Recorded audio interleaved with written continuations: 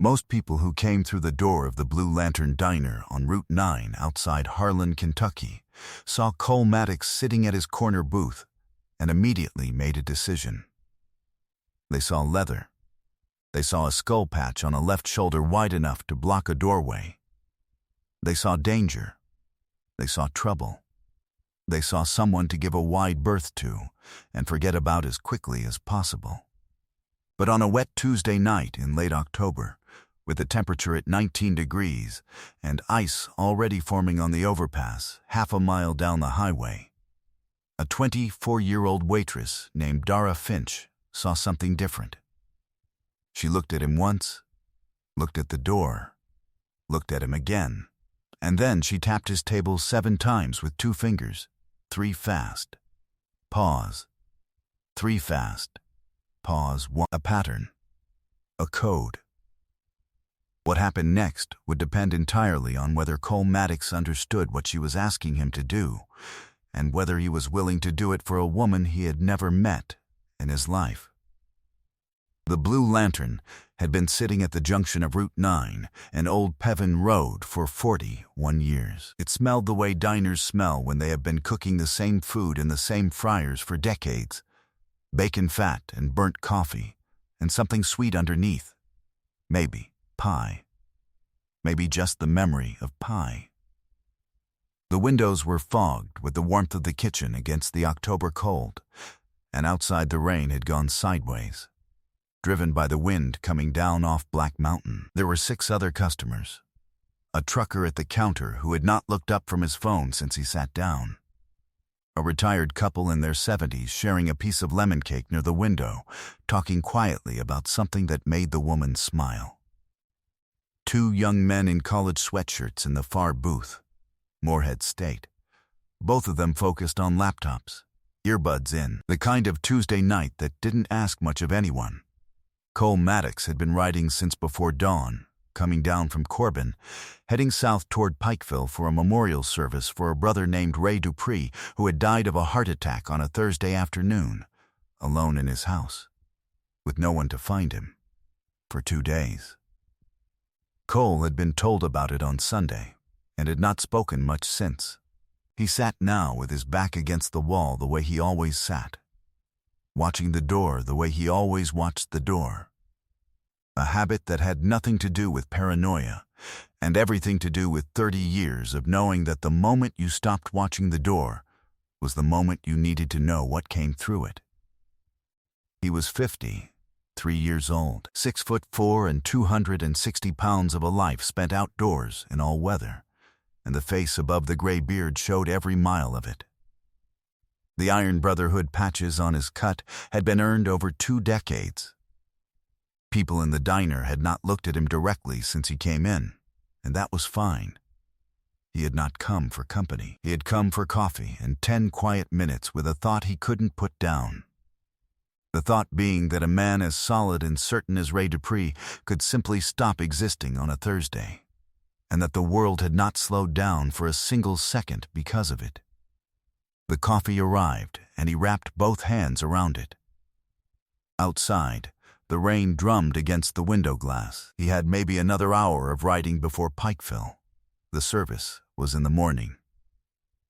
Before we get to what happened next, before we get to what those 7 taps meant, and what Cole Maddox did about them, if you're watching this for the first time, go ahead and hit subscribe. Drop your city and state in the comments below. I read every single one, and I want to see how far this story reaches tonight. Now, back to Dara Finch. Because what was about to walk through that door was exactly what she had been dreading for 11 months. Dara Finch was 24 years old and had been working the Tuesday night shift at the Blue Lantern for 3 years. She was small, 5'2", 115 pounds, and moved through the diner the way people move when they have learned to take up as little space as possible. Quick and quiet and apologetic about being there at all. She had a daughter named Lily, 2 years old, staying tonight with Dara's mother on the other side of Harlan. Dara had been in the process of leaving her marriage for 11 months, leaving in the way that people leave when the person they are leaving controls every dollar and every car key and has made it very clear, in specific terms on 2 separate occasions. What will happen if she tries to take Lily somewhere he cannot find them? She had filed paperwork twice. The first time, the paperwork disappeared. The second time, a lawyer her ex-husband knew told her the case had procedural problems and would need to be refiled. She had $340 in a savings account her husband did not know about. She was not afraid of many things anymore, because she had been afraid for so long that the fear had flattened out into something more like steady vigilance, always aware of the exits, always aware of what was behind her, always aware of what car pulled into the lot. Tonight, at 8:47 in the evening, a black pickup truck she recognized pulled off Route 9 and idled in the parking lot for 40 seconds before the engine shut off. She had looked out the window and seen it. And then, she had looked at the man in the corner booth with the Iron Brotherhood patch, and the face that had never once in his life looked afraid of anything. And she had done the only thing she could think to do. She had walked to his table and tapped it 7 times. Her father had been a trucker. The 7-tap pattern was something he had taught her when she was 9 years old, sitting in his cab outside a truck stop in Hazard, while he explained that some people had hand signals, and some people had whistles, and some people had codes, and that it was good to have a code when you couldn't say the thing out loud that needed saying. 331. His code for, I need help, and I can't say so.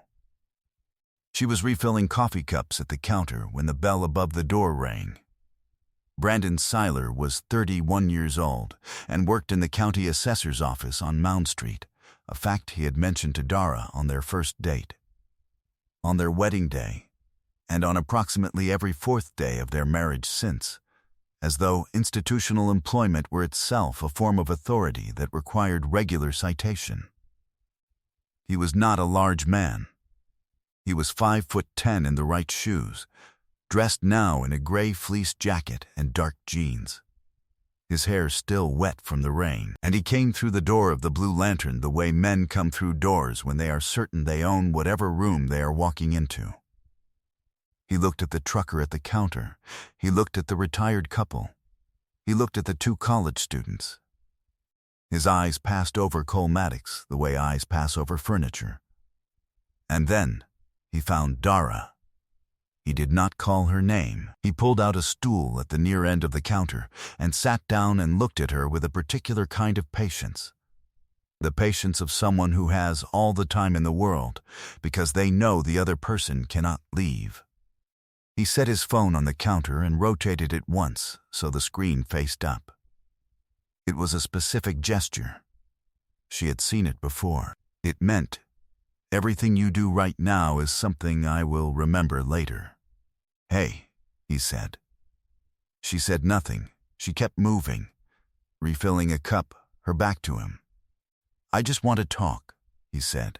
Come on, I just want to talk to you. The trucker at the counter had his earbuds in. The retired couple near the window had gone quiet. Neither of them looked up. The college students in the far booth could not hear anything through their own headphones. The rain against the windows was steady. Cole Maddox had not moved. He sat with both hands around his coffee, and he watched. Brandon's voice dropped. He leaned slightly forward on the stool and spoke in a register that was meant to carry only as far as Dara, and what he said was something specific about the $340, about the account at Citizens Bank on Cumberland Avenue, about how he had known about it for 2 months and had been waiting to see what she was going to do. He said Lily's name once. He said it the way you say something that belongs to you. And Dara's hands, setting a coffee pot back on its burner, trembled. She did not turn around. He stood up from the stool. 1 step toward her. And then another. The trucker turned a page in whatever he was reading on his phone. The rain came harder against the glass. The retired woman near the window picked up her fork and then set it down without taking a bite, as though some frequency in the room had reached her that she couldn't quite identify. Her husband put his hand over hers. Brandon reached the counter and put both hands flat on it, 6 inches from where Dara was standing. He said her name. Then he said it again, differently, the second time the way a volume knob gets turned. The diner went so quiet that the only sound was the rain. And then the booth in the corner creaked. Nobody in that room saw it coming. Cole Maddox set his coffee cup down on the table. He did not set it down hard. He placed it with the same deliberateness you'd use setting down something you intended to come back to. He was not in a hurry. He had never once in his life needed to be in a hurry to make a point, and he was not going to start now. He came out of the booth at his full height, and the height itself was a thing that changed the geometry of the room, the way a weather system changes a room, the air redistributing itself around something too large to ignore. He walked toward the counter the way a river moves, which is to say with the certainty of something that has already decided where it is going, and has no particular need for speed because nothing is going to stop it anyway. He stopped 6 feet from Brandon Seiler. Brandon turned.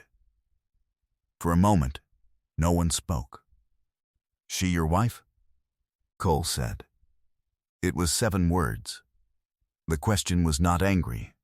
It was not theatrical. It sat in the room like a stone dropped into still water. Brandon looked at Cole the way men look at something they have not been prepared for and are now trying to calculate quickly. He took in the size. He took in the patch.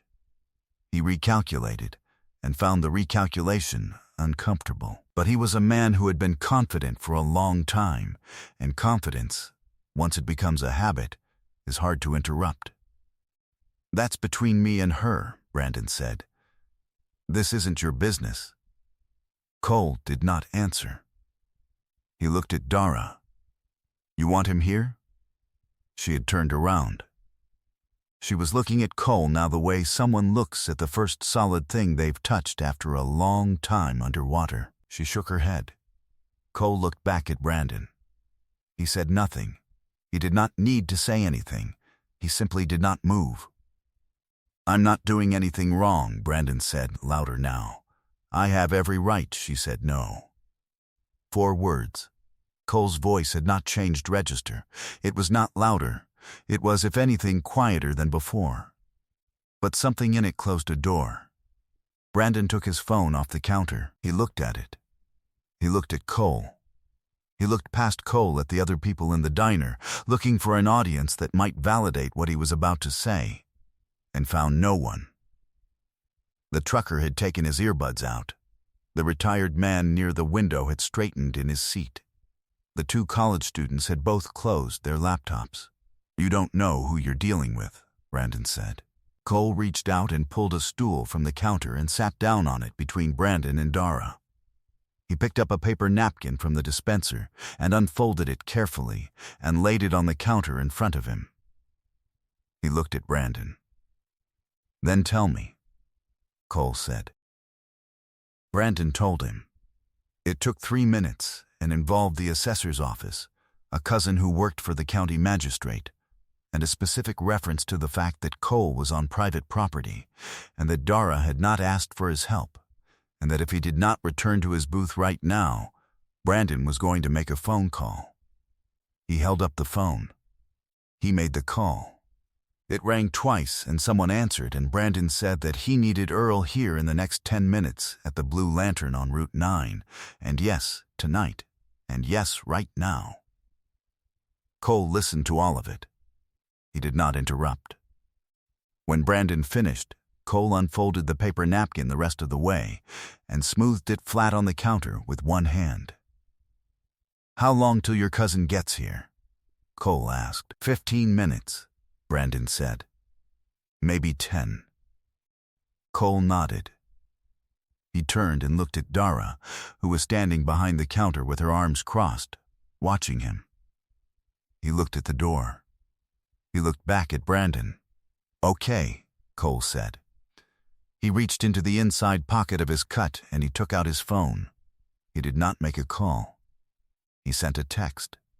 3 words. He set the phone face down on the counter and picked up his coffee cup and took a long drink and looked at the rain on the window. Brandon stood there for a moment, trying to understand what had just happened and finding no available framework for it. "You should sit down," Cole said, without turning. This might take a few minutes. From somewhere far down Route 9, low at first and almost below the threshold of hearing, a sound began to rise. Brandon heard it before he understood what it was. He turned toward the window. The fogged glass gave him nothing. Then the sound differentiated itself from the rain. It was not weather. It was not a truck on the highway. It was something more deliberate than that. Something rhythmic and multiple and growing. He looked back at Cole. Cole was looking at the window with an expression that for the first time in the evening was something other than neutral. It was the expression of a man who has been waiting and whose waiting is now finished. "What is that?" Brandon asked. Cole did not answer. The sound reached the building. It shook the coffee cups in their saucers. The window rattled once in its frame. Outside, headlights appeared far down the highway. First one pair, and then more, filling the lane coming southbound in a line that stretched back past the overpass. Chrome under the neon of the Blue Lantern sign. Engines firing together in the particular way that happens when a large group of motorcycle riders decelerates in formation. 97 of them pulled into the lot of the Blue Lantern Diner on Route 9 in Harlan County, Kentucky, on a wet Tuesday night in October. And every engine died within 40 seconds of the first one. And what followed was a silence so complete and so enormous that the retired woman near the window put her hand over her mouth. Brandon Seiler was still holding his phone. The door opened. The man who came through it first was named Leon Cross, road captain of the Iron Brotherhood chapter out of Corbin, 61 years old, with a gray braid down his back and hands that had worked on engines since he was 14. He was not as large as Cole Maddox, but he came through the door with the particular weight of a man who speaks for others and knows it. He looked at Cole across the diner. He looked at the counter. He looked at Brandon Seiler with the phone still raised. And then he walked to the counter and put his hand on Cole's shoulder once, briefly, and said, "We got your message." Cole nodded. Leon looked at Dara. He looked at her for a moment the way you look at something that matters and that you want to be sure you are seeing correctly. Some of the hardness around his eyes changed, not gone, just adjusted, like a lens coming into focus. "You doing all right, ma'am?" Dara said. "I am now." Behind Leon, the door had not closed. More riders were entering the diner, not crowding, not rushing, just filling the space the way water fills a room, steady and complete. The smell of wet leather and cold air and exhaust came with them. The trucker at the counter stood up from his stool without saying anything and offered it to the first woman who came through the door. The retired couple near the window looked at each other with expressions they could not have named. Brandon Seiler lowered his phone. He looked at Cole. He looked at Leon. He looked past them at the window, where headlights still moved in the rain outside, late arrivals finding places in the lot. He was calculating. The calculation did not take long. The calculation had a very simple answer. He put his phone in his jacket pocket. He turned toward the door. He walked out into the rain, and the space in the diner where he had been standing closed behind him as though he had never been there, and no one watched him go. Earl from the magistrate's office never came.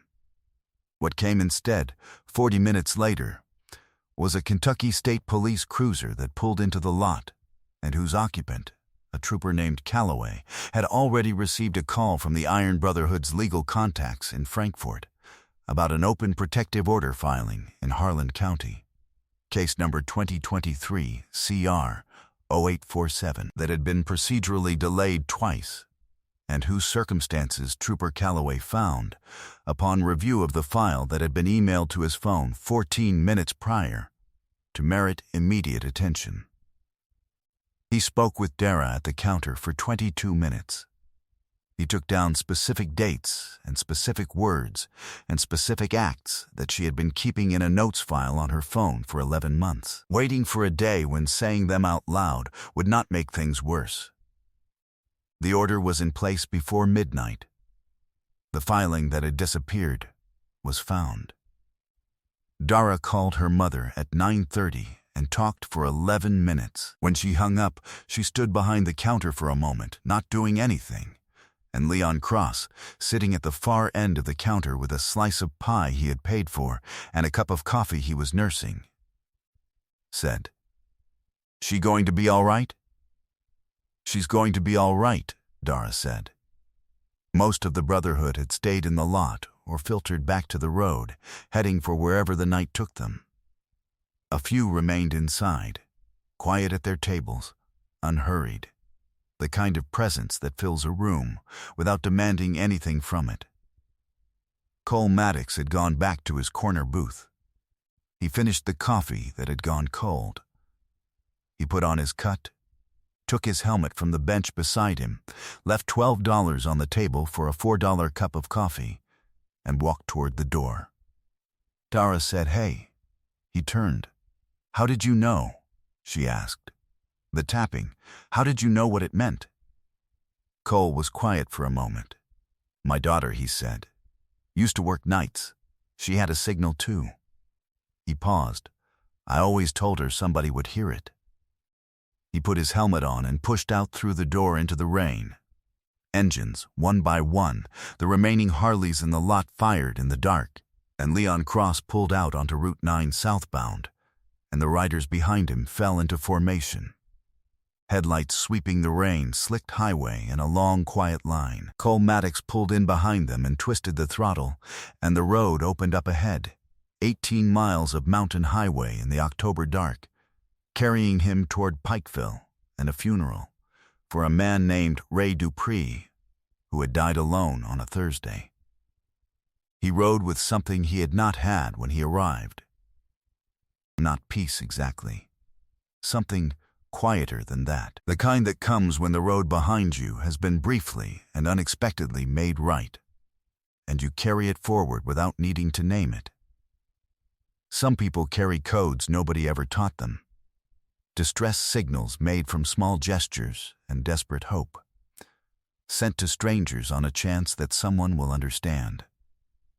And most of the time, no one does. But every once in a while, the right person sits in the right corner booth, and the tap of 2 fingers on a laminate table is enough to change everything. If that story reached something in you tonight, if you believe that courage sometimes looks like sitting still and listening very carefully, hit that like button and share it with someone who needs to be reminded that goodness still rides on Tuesday nights. Subscribe to this channel so you never miss the next story. And drop a comment. Have you ever sent a signal that someone understood, or have you been the one who heard it? Type Guardian below if this one stayed with you.